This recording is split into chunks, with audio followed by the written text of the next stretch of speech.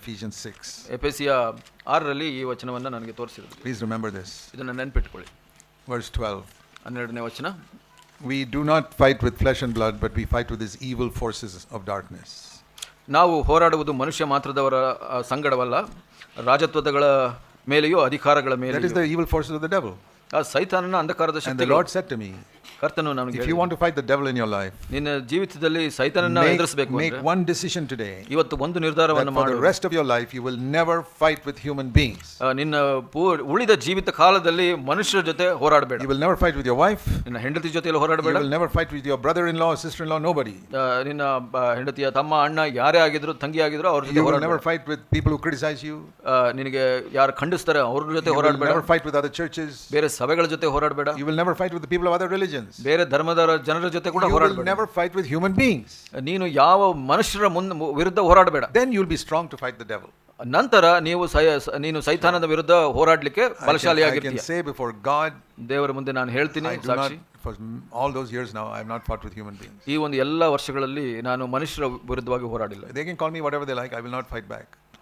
ಅವ್ರು ಏನಾದ್ರೂ ಕರೆದ್ರೆ ಪರವಾಗಿಲ್ಲ, ಆದ್ರೆ ಅವ್ರ ಜೊತೆ ಹೋರಾಡಲ್ಲ ನಾನು. I am concentrating everything against fighting the devil in my life. ಯಾಕೆ ಅಂದ್ರೆ ನಾನು ಎಲ್ಲ ನನ್ನ ಗುರಿಯನ್ನ ಸೈತಾನನ ಮೇಲೆ ಹೋರಾಡೋದಕ್ಕೆ ಬಿಟ್ಟಿದ್ದೀನಿ. I don't want people to be afraid of me, I want the devil to be afraid of me. ನನ್ನ ನೋಡಿ ಜನರು ಭಯಪಡಬೇಕು ಅಂತಿಲ್ಲ, ಆದ್ರೆ ಸೈತಾನ ಭಯಪಡಬೇಕು ನನ್ನ ನೋಡಿ. If Satan is afraid of me, that's enough. ಸೈತಾನ ನನ್ನ ನೋಡಿ ಭಯಪಟ್ರೆ ಸಾಕು. Satan was scared of Jesus Christ. ಸೈತಾನನು ಯೇಸು ಸ್ವಾಮಿನ ನೋಡಿ ಭಯಪಡ್ತಾ ಇದ್ದನು. And if Jesus Christ living in me, Satan will be scared of me. ಯೇಸು ಸ್ವಾಮಿ ನನ್ನ ಹೃದಯದಲ್ಲಿ ಜೀವಿಸ್ತಾ ಇದ್ರೆ ಸೈತಾನ ನನ್ನನ್ನು ನೋಡಿ ಕೂಡ ಭಯಪಡ್ತಾನೆ. In the beginning I was afraid of Satan. ಪ್ರಾರಂಭದಲ್ಲಿ ನಾನು ಸೈತಾನ ನೋಡಿ ಭಯಪಡ್ತಾ The Lord said to me, as you were afraid of Satan once, now Satan will be afraid of you. ನೀನು ಹೇಗೆ ಸೈತಾನ ನೋಡಿ ಭಯಪಡ್ತಾ ಇದೆಯೋ ಇವಾಗ ಸೈತಾನ ನಿನ್ನ ನೋಡಿ ಭಯಪಡ್ತಾನೆ ಅಂತ ದೇವರು ಕರ್ತನ ಹೇಳಿದನು. That's how all of us can be. ನಾವು ಎಲ್ಲರೂ ಹಾಗಿರಬಹುದು. If you love Jesus Christ, ಯೇಸು ಸ್ವಾಮಿಯನ್ನು ನೀವು ಪ್ರೀತಿಸಿದ್ರೆ, fear God, ದೇವರಿಗೆ ಭಯಪಟ್ಟರೆ, you give your body and your mind to him, ನಿಮ್ಮ ದೇಹ ಮತ್ತು ಮನಸ್ಸನ್ನು ಕೊಟ್ಟರೆ, I tell you Satan will be afraid of you. ನಾನು ಹೇಳ್ತೀನಿ ಸೈತಾನ ನಿಮ್ಮನ್ನು ನೋಡಿ ಭಯಪಡ್ತಾನೆ. No, we live in the love of God. That's the number one thing. ಮೊದಲನೇದಾಗಿ ಮುಖ್ಯವಾಗಿ ನಾವು ಆತನ ಪ್ರೀತಿಯಲ್ಲಿ ನೆಲೆಗೊಂಡಿರಬೇಕು. Respond in love to him. ಆತನಿಗೆ ನಾವು ಪ್ರೀತಿಯ ಪ್ರತಿಕ್ರಿಯೆಯನ್ನು ಕೊಡ್ತೀವಿ. And then we must love one another. ನಂತರ ನಾವು ಒಬ್ಬರನ್ನೊಬ್ಬರು ಪ್ರೀತಿಸುವಂತವರಾಗಿರಬೇಕು. We have, first of all, we are founded in the fact that God loves us. ನಾವು ಯಾವುದರಲ್ಲಿ ನೆಲೆಗೊಂಡಿರಬೇಕು, ದೇವರು ನಮ್ಮನ್ನು ಪ್ರೀತಿಸ್ತಾರೆ ಅಂತ ಮೊದಲನೇ. So Romans 5 verse 5. ರೋಮ 5:5ರಲ್ಲಿ ಆ ವಚನವನ್ನು ತೋರಿಸ್ತೀನಿ ನಾನು. The Holy Spirit sheds the love of God in our hearts. ಪವಿತ್ರಾತ್ಮನು 5ನೇ ವಚನವನ್ನು ಓದೋಣ. ಈ ನಿರೀಕ್ಷೆ ನಮ್ಮಲ್ಲಿದೆ, ಪವಿತ್ರಾತ್ಮನ ಮೂಲಕವಾಗಿ ದೇವರ ಪ್ರೀತಿ ರಸವು ನಮ್ಮ ಹೃದಯಗಳಲ್ಲಿ ಧಾರಾಳವಾಗಿ. How do you know you are filled with the Holy Spirit?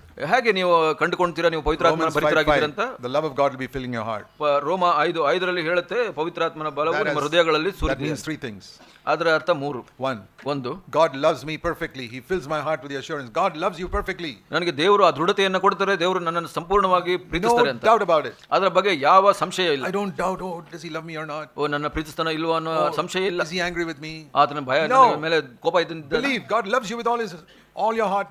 Believe God loves you. ನೀವು ನಂಬಿ ನಿಮ್ಮ ಪೂರ್ಣ ಹೃದಯದಿಂದ ದೇವರು ನಿಮ್ಮನ್ನ ಪ್ರೀತಿಸ್ತಾರೆ ಅಂತ. That's number one. ಮೊದಲನೇದಾಗಿ, if you don't start there, you don't have a foundation. ನೀವು ಅಲ್ಲಿ ಪ್ರಾರಂಭಿಸಿಲ್ಲ ಅಂದ್ರೆ ನಿಮಗೆ ಅಸ್ತಿವಾರವಿರೋದಿಲ್ಲ. Foundation of your life is God loves me perfectly. ನಿಮ್ಮ ಜೀವಿತದ ಬುನಾದಿ ಅಥವಾ ಅಸ್ತಿವಾರ ಏನಂದ್ರೆ ದೇವರು ಪೂರ್ಣವಾಗಿ ನಿಮ್ಮನ್ನು ಪ್ರೀತಿಸ್ತಾರೆ. Not even be any corner of your heart where you have a doubt of that. ನಿಮ್ಮ ಹೃದಯದ ಯಾವುದೇ ಒಂದು ಮೂಲೆಯಲ್ಲಿ ಕೂಡ ಅದರ ಮೇಲೆ ಸಂಶಯ ಇರಬಾರದು. God loves me. ದೇವರು ನನ್ನ whatever may happen, ಏನೇ ಆದ್ರೂ ಪರವಾಗಿಲ್ಲ. I may get what I want, not get what I want, God loves me. ನನಗೆ ಏನು ಸಿಗಬಹುದು ಇಲ್ಲ ಅಥವಾ ಸಿಗದೇ ಇರಬಹುದು, ಏನೇ ಆದ್ರೂ God may answer my prayer, not answer my prayer, God loves me. ದೇವರು ನನ್ನ ಪ್ರಾರ್ಥನೆ ಕೇಳಬಹುದು, ಕೇಳದೇ ಇರಬಹುದು, ಆದ್ರೆ ದೇವರು ನನ್ನ I may be healthy, I may be sick, no, it doesn't matter, God loves me. ಆರೋಗ್ಯ ಇರಬಹುದು ಇಲ್ಲದೆ ಇರಬಹುದು, ಆದ್ರೆ ದೇವರು ನನ್ನ ಪ್ರೀತಿಸ್ತಾರೆ. Makes no difference. ಅದಕ್ಕೆ ವ್ಯತ್ಯಾಸನೇ ಇಲ್ಲ. That is being absolutely sure God loves me. ಅದು ಪೂರ್ಣವಾಗಿ ದೃಢವಾಗಿರೋದು ದೇವರ ಪ್ರೀತಿ ಬಗ್ಗೆ. ಎರಡನೇದಾಗಿ, the love of God in my heart is the Holy Spirit makes me a heart full of love for Jesus. ಪವಿತ್ರಾತ್ಮನು ನನ್ನ ಹೃದಯದಲ್ಲಿ ಆ ಪ್ರೀತಿಯನ್ನು ಯೇಸು ಸ್ವಾಮಿನ ಪ್ರೀತಿಸುವಂತೆ ಮಾಡ್ತಾನೆ. That's the second love. ಎರಡನೇ ಪ್ರೀತಿ ಅದು. A fervent love for Jesus Christ. ಕರ್ತ ಯೇಸು ಸ್ವಾಮಿಗಾಗಿ ನನಗೆ ಪೂರ್ಣ ಪ್ರೀತಿ. I love Jesus more than money. ಯೇಸು ಸ್ವಾಮಿಯನ್ನ ಹಣಕ್ಕಿಂತ ಹೆಚ್ಚು ಪ್ರೀತಿಸ್ತೀನಿ. I love Jesus more than I love my wife. ನನ್ನ ಹೆಂಡತಿಗಿಂತ ಹೆಚ್ಚಾಗಿ ಯೇಸು ಸ್ವಾಮಿನ ಪ್ರೀತಿಸ್ತೀನಿ. I love Jesus more than I love my father, mother, brother, sister, everybody. ತಂದೆ ತಾಯಿ ಅಣ್ಣ ತಂಗಿ ಎಲ್ಲರಿಗಿಂತ ಹೆಚ್ಚಾಗಿ ಯೇಸು ಸ್ವಾಮಿನ ಪ್ರೀತಿಸ್ತೀನಿ. Otherwise you can't be a disciple. ಇಲ್ಲ ಅಂದ್ರೆ ನೀವು ಶಿಷ್ಯರಾಗ್ಲಿಕ್ಕೆ ಸಾಧ್ಯವಿಲ್ಲ. So many people they love their family members more than they love Christ. ಬಹಳಷ್ಟು ಜನ ತಮ್ಮ ಕುಟುಂಬ ಬಂಧುಗಳನ್ನ ಹೆಚ್ಚಾಗಿ ಪ್ರೀತಿಸ್ತಾರೆ You ಕ್ರಿಸ್ತನಿಗಿಂತ. cannot be a disciple then. ಆವಾಗ ಅವ್ರು ಶಿಷ್ಯರಾಗ್ಲಿಕ್ಕೆ ಸಾಧ್ಯವಿಲ್ಲ. All my heart is to love Jesus Christ. ನನ್ನ ಹೃದಯ ಪೂರ್ಣವಾಗಿ ಕ್ರಿಸ್ತನನ್ನ And ಪ್ರೀತಿಸಬೇಕು. then I'll be able to love my wife better than if I love her directly. ನಾನು ನೇರವಾಗಿ ಪ್ರೀತಿಸೋಗಿಂತ ಹೀಗೆ ಈ ಕ್ರಿಸ್ತನನ್ನ ಪ್ರೀತಿಸೋದ್ರ ಮುಖಾಂತರ ಆಕೆಯನ್ನ ಇನ್ನೂ ಹೆಚ್ಚಾಗಿ I'll tell you, ಉತ್ತಮವಾಗಿ ಪ್ರೀತಿಸಬಹುದು. If you love Jesus Christ first and then your wife, you'll never get angry with her. Never. ನೀವು ಯೇಸು ಸ್ವಾಮಿಯನ್ನ ಮೊದಲು ಪ್ರೀತಿಸಿ ನಿಮ್ಮ ಹೆಂಡತಿಯನ್ನ ಪ್ರೀತಿಸೋದಾದ್ರೆ ನೀವು ಯಾವತ್ತೂ ಕೋಪ ಮಾಡ್ಕೊಳ್ಳಲ್ಲ ಆಕೆ ಮೇಲೆ. And you love your children after you love Jesus Christ, your children will come up, grow up perfectly. ಯೇಸು ಸ್ವಾಮಿಯನ್ನ ಪ್ರೀತಿಸಿ ನಂತರ ನೀವು ನಿಮ್ಮ ಮಕ್ಕಳನ್ನ ಪ್ರೀತಿಸೋದಾದ್ರೆ ಅವರು ಚೆನ್ನಾಗಿ ಬೆಳೀತಾರೆ ನಿಮ್ಮ The ಮಧ್ಯೆ. problem comes when many husbands love their wife more than they love Christ. ಇಲ್ಲಿ ಸಮಸ್ಯೆ ಯಾಕೆ ಬರುತ್ತೆ ಅಂದ್ರೆ ಕ್ರಿಸ್ತನಿಗಿಂತ ಹೆಚ್ಚಾಗಿ ಅವರು ತನ್ನ ಹೆಂಡತಿಯನ್ನ fight with their ಪ್ರೀತಿಸ್ತಾರೆ. ಹೆಂಡತಿ ಜೊತೆ ಜಗಳ ಮಾಡ್ತಾರೆ. When they love their children more than they love Christ, the children grow up wayward and worldly. ಮಕ್ಕಳು ಕ್ರಿಸ್ತನಿಗಿಂತ ಮಕ್ಕಳನ್ನ ಹೆಚ್ಚಾಗಿ ಪ್ರೀತಿಸಿದಾಗ ಆವಾಗ ಮಕ್ಕಳು ತಪ್ಪಾಗಿ ಬೆಳೀತಾರೆ. Or they love their job more than they love Christ. ಕ್ರಿಸ್ತನಿಗಿಂತ ಅವರ ಕೆಲಸವನ್ನ ಹೆಚ್ಚಾಗಿ ಪ್ರೀತಿಸ್ತಾರೆ. No. ಇಲ್ಲ. The second thing is love Christ with all our heart. ಎರಡನೇ ವಿಷಯ ಕ್ರಿಸ್ತನನ್ನ ನಿಮ್ಮ ಪೂರ್ಣ ಹೃದಯದಿಂದ And the ಪ್ರೀತಿಸುವುದು. third love ಮೂರನೇದಾಗಿ is that we love one another. ನಾವು ಒಬ್ಬರನ್ನೊಬ್ಬರು The Holy Spirit makes us love people who are not good to us. ಪವಿತ್ರಾತ್ಮನು ನಮಗೆ ಒಳ್ಳೆಯವರು ಅಂತ ಅಲ್ಲದಂತವರನ್ನ ಪ್ರೀತಿಸಕ್ಕೆ ಸಹಾಯ ಮಾಡ್ತಾನೆ. They hurt us, we forgive them. ನಮಗೆ ನೋವು ಮಾಡಿದ್ರು ಅವ್ರನ್ನ ಕ್ಷಮಿಸ್ತೀವಿ. Not my ability, the Holy Spirit. ನನ್ನ ಶಕ್ತಿಯಿಂದಲ್ಲ, ಪವಿತ್ರಾತ್ಮನು ನನಗೆ ಶಕ್ತಿ ಕೊಡ್ತಾನೆ. I picture Holy Spirit like electricity. ನಾನು ಪವಿತ್ರಾತ್ಮನಿಂದ ಈ ವಿದ್ಯುತ್ ಶಕ್ತಿಯಾಗೆ ಚಿತ್ರಣ ಮಾಡ್ತೀನಿ. Lord, this room is dark. ಕರ್ತನೆ ಇಲ್ಲಿ ಕತ್ತಲೆ ಇದೆ ಈ ಕೋಣೆಯಲ್ಲಿ. ಆ ಸ್ವಿಚ್ ಹಾಕಿದ್ರೆ ಬೆಳಕು ಬಂತು. You say, Lord, I can't love this man. ಕರ್ತನೆ ಈ ವ್ಯಕ್ತಿಯನ್ನ ಪ್ರೀತಿಸಲಿಕ್ಕೆ ಸಾಧ್ಯವಿಲ್ಲ. This brother is so bad, I can't love him. ಈ ಸಹೋದರ ಬಹಳ ಕೆಟ್ಟವನು, ಆತನ This ಪ್ರೀತಿಸಕ್ಕಾಗಲ್ಲ. sister is so bad, I can't love her. ಈ ಸಹೋದರಿ ಬಹಳ ಕೆಟ್ಟವಳು, ಆಕಿನ ಪ್ರೀತಿಸಕ್ಕಾಗಲ್ಲ. Then your heart is all dark. ಆಗ ನಿಮ್ಮ ಹೃದಯ ಎಲ್ಲ You ಕತ್ತಲೆ. can't love somebody, that part of your heart is dark. ನೀವು ಯಾರನ್ನಾರು ಪ್ರೀತಿಸಕ್ಕಾಗಿಲ್ಲ, ನಿಮ್ಮ ಹೃದಯ ಕಪ್ಪಾಗಿದೆ. You're not harming him, you're harming yourself. ನೀವು ಆತನಿಗೆ ನೋವು ಮಾಡ್ತಾ ಇಲ್ಲ, ನಿಮ್ಮನ್ನು ನೀವು ಹಾನಿ ಮಾಡ್ಕೊಳ್ತಾ ಇದ್ದೀರಿ. Love is light. ಪ್ರೀತಿ ಅನ್ನೋದು ಬೆಳಕು. When you don't love, it's darkness. ನೀವು ಪ್ರೀತಿಸಿಲ್ಲ ಅಂದ್ರೆ ಆ ಕತ್ತಲೆ ಆಗ್ಬಿಡುತ್ತೆ. Say, Lord, ಕರ್ತನೆ ಹೇಳಿ, put the Holy Spirit there. Let the Holy Spirit fill that part. ಪವಿತ್ರಾತ್ಮನು ಆ ಹೃದಯವನ್ನು ತುಂಬಿಸಲಿ. It's like the light switched on and suddenly you love that person. ಅಲ್ಲಿ ಬೆಳಕು ಸ್ವಿಚ್ ಹಾಕಿದಾಗೆ ಬೆಳಕು ತುಂಬಿಡುತ್ತೆ ಆ ಕೋಣೆಯಲ್ಲಿ. You can't do it alone. ನೀವು ಒಬ್ಬರೇ ಆಗಿ You ಮಾಡ್ಲಿಕ್ಕೆ cannot ಸಾಧ್ಯ. produce electricity to make these bulbs burn. ಈ ಒಂದು ಬಲ್ಬ್ಗಳು ಉರಿಲಿಕ್ಕೆ ವಿದ್ಯುತ್ ಶಕ್ತಿ ನೀವೇ ತಯಾರು ಮಾಡ್ಲಿಕ್ಕೆ ಆಗೋದಿಲ್ಲ. The electricity comes from outside, you put it on, it burns. ಹೊರಗಡೆಯಿಂದ ಬರುತ್ತೆ, ಆದ್ರೆ ಒಂದು ಸ್ವಿಚ್ So ಹಾಕಿದಾಗ like that, ಹತ್ಕೊಳ್ಳುತ್ತೆ. the Holy Spirit fills our heart with love for Christ and love for others. ಹಾಗೆ ಪವಿತ್ರಾತ್ಮನ ಸಹಾಯ ಮಾಡ್ತಾನೆ, ಕ್ರಿಸ್ತನಿಗೆ ಪ್ರೀತಿಸುವ ಹಾಗೆ ಇತರರನ್ನ ಪ್ರೀತಿಸುವ ಹಾಗೆ. What is the mark of being filled with the Holy Spirit? ಪವಿತ್ರಾತ್ಮ ಭರಿತರಾಗಿದ್ದಕ್ಕೆ ಗುರುತು You must ಏನು? all pray, Lord, fill me with the Holy Spirit. ನೀವು ಎಲ್ಲರೂ ಪ್ರಾರ್ಥಿಸಬೇಕು, ಪವಿತ್ರಾತ್ಮ ಭರಿತನಾಗಿ ಮಾಡು Let Swami. me tell you another thing about prayer. ಪ್ರಾರ್ಥನೆ ಬಗ್ಗೆ ಇನ್ನೊಂದು Prayer ಹೇಳಲಿಕ್ಕೆ is not ಇಷ್ಟಪಡ್ತೀನಿ. what you say with your lips. ನೀವು ಪ್ರಾರ್ಥನೆ ಅನ್ನೋದು ನೀವು ನಿಮ್ಮ ನಾಲಿಗೆಯಿಂದ ಹೇಳುವಂತದ್ದಲ್ಲ. God looks at the heart. ಯಾಕೆ ಅಂದ್ರೆ ದೇವರು ಹೃದಯವನ್ನ ನೋಡ್ತಾರೆ. Prayer is the fervent desire of your heart. ಪ್ರಾರ್ಥನೆ ಅಂದ್ರೆ ನಿಮ್ಮ ಹೃದಯದ ಆ ಯಥೇಚ್ಛ ಒಂದು ಕೂಗು. I don't pray every day, Lord fill me with the Spirit, Lord fill me with the Spirit. I don't keep praying that 25 times a day. ನಾನು ಒಂದು ದಿವಸಕ್ಕೆ 25 ಸಲ ಪವಿತ್ರಾತ್ಮನಿಂದ ತುಂಬಿಸು ಅಂತ ಕೇಳ್ತಾ ಇರೋದಿಲ್ಲ. I want to be filled with the Holy Spirit every day, ನಾನು all the time. ದಿವಸದಲ್ಲಿ ಪ್ರತಿ ಸಮಯದಲ್ಲೂ ನಾನು But ಪವಿತ್ರಾತ್ಮ ಭರಿತನಾಗ್ಲಿಕ್ಕೆ ಬಯಸ್ತೀನಿ. But if I keep praying that, I won't be able to do anything else. ನಾನು ಅದನ್ನ ಪ್ರಾರ್ಥನೆ ಮಾಡ್ತಾ ಇದ್ರೆ ಬಹಳಷ್ಟು ಕಾರ್ಯಗಳನ್ನು ಮಾಡ್ಲಿಕ್ಕೆ ಆಗೋದಿಲ್ಲ. There's a desire in my heart to be filled with the Spirit every moment of every day. ನನ್ನ ಒಳಗಡೆ ನನಗೆ ಹೃದಯದಲ್ಲಿ ಆ ಒಂದು ಆಸಕ್ತಿ ಮತ್ತು ಹಸಿವೆ ಇದೆ, ತುಂಬಿಸಿಕೊಂಡಿರಬೇಕು ಯಾವಾಗಲೂ. ಅತ್ಯಾಸೆ. That is my prayer, even though I don't speak with my mouth. ನಾನು ನಾಲ್ಗೆಯಲ್ಲಿ ಹೇಳಿಲ್ಲ ಅಂದ್ರೂ ಹೃದಯದಲ್ಲಿ ಆ ಒಂದು ಅತ್ಯಾಸೆ ಇದೆ. God doesn't listen to my mouth, he listens to my heart. ಯಾಕೆ ಅಂದ್ರೆ ದೇವರು ನನ್ನ ಮಾತು ಶಬ್ದಗಳನ್ನು ಕೇಳ್ತಾ ಇಲ್ಲ, ನನ್ನ ಹೃದಯವನ್ನು ನೋಡ್ತಾ ಇದ್ದಾರೆ. If you have a fervent desire to be filled with the Holy Spirit every day, that is like you're praying all the time to be filled with the Holy Spirit. ನಿಮಗೆ ಬಲವಾಗಿ ಆ ಒಂದು ಪ್ರಾರ್ಥನೆ ಇದ್ರೆ, ಆ ಒಂದು ಆಸಕ್ತಿ ಇದ್ರೆ, ಆಸೆ ಇದ್ರೆ ನಿಮಗೆ ದೇವರು ಪವಿತ್ರಾತ್ಮನಿಂದ ತುಂಬಿಸ್ತಾರೆ. But some people just say with their lips, Lord fill me with the Holy Spirit, nothing happens. ಕೆಲವರು ಬಾಯಿಯಿಂದ ಆ ಒಂದು ಪವಿತ್ರಾತ್ಮನ ತುಂಬಿಸು ಅಂತ ಕೇಳ್ತಾರೆ, ಆದ್ರೆ ಏನೂ ಆಗೋದಿಲ್ಲ. They don't have that fervent desire in the heart. ಯಾಕೆಂದ್ರೆ ಹೃದಯದಲ್ಲಿ ಒಂದು ಅತ್ಯಾಸೆ ಇಲ್ಲ ಅವರ ಹತ್ರ. God looks at the heart, not what we say with our words. ಯಾಕೆಂದ್ರೆ ನಾವು ಹೇಳೋ ಮಾತುಗಳನ್ನೆಲ್ಲ ದೇವರು ಹೃದಯವನ್ನ ನೋಡ್ತಾರೆ. See what Jesus said in Mark chapter 7. Mark 7ರಲ್ಲಿ ಯೇಸು ಸ್ವಾಮಿ ಏನು ಹೇಳಿದ್ರು about certain people. ಕೆಲವರ ಬಗ್ಗೆ ಯೇಸು ಸ್ವಾಮಿ ಇಲ್ಲಿ ಹೇಳ್ತಾರೆ. Mark 7 verse 6. ಮಾರ್ಕ 7:6ರಲ್ಲಿ in the middle there. These people honors me with their lips, but their heart is far away from me. ಈ ಜನರು ಮಾತಿನಿಂದ ನನ್ನನ್ನು ಸನ್ಮಾನಿಸುತ್ತಾರೆ, ಆದರೆ ಮನಸ್ಸು ನನ್ನಿಂದ ದೂರವಾಗಿದೆ. Did you read that? ಅದು ಓದಿದ್ರಾ? They say things with their lips, but their heart is not at all in it. ಆ ಜನರು ಮಾತಿನಿಂದ ಸನ್ಮಾನಿಸ್ತಾರೆ, ಆದರೆ ಮನಸ್ಸು ದೂರ ಇದೆ. The opposite of that is the heart is longing after me, but they don't say much with their lips. ಅದಕ್ಕೆ ವಿರುದ್ಧವಾದದ್ದು ಏನಂದ್ರೆ ಹೃದಯ ಅವ್ರನ್ನ ಆತುರಿತಾ ಇದೆ, ಆದರೆ ಮಾತಿನಲ್ಲಿ ಹೇಳ್ತಾ ಇಲ್ಲ. So my prayer is what is in my heart.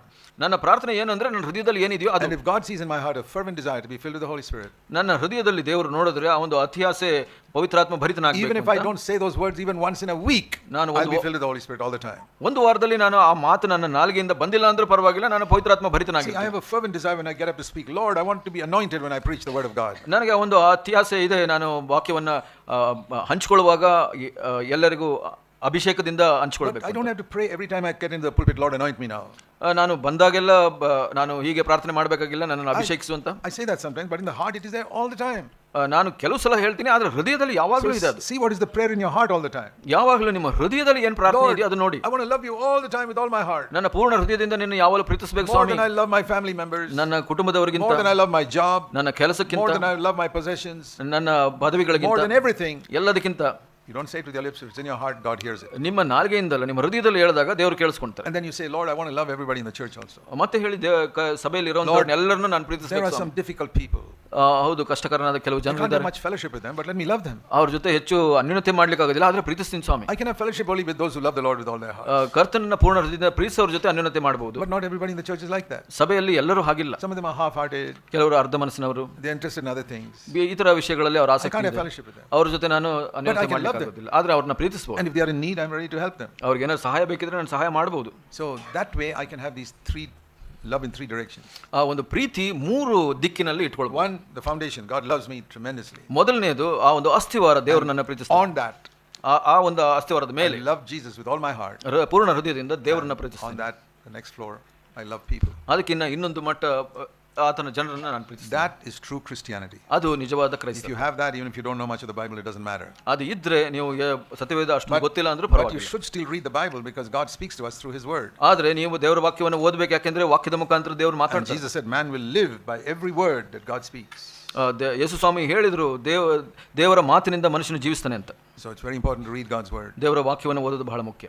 Let's pray. ಪ್ರಾರ್ಥಿಸೋಣ.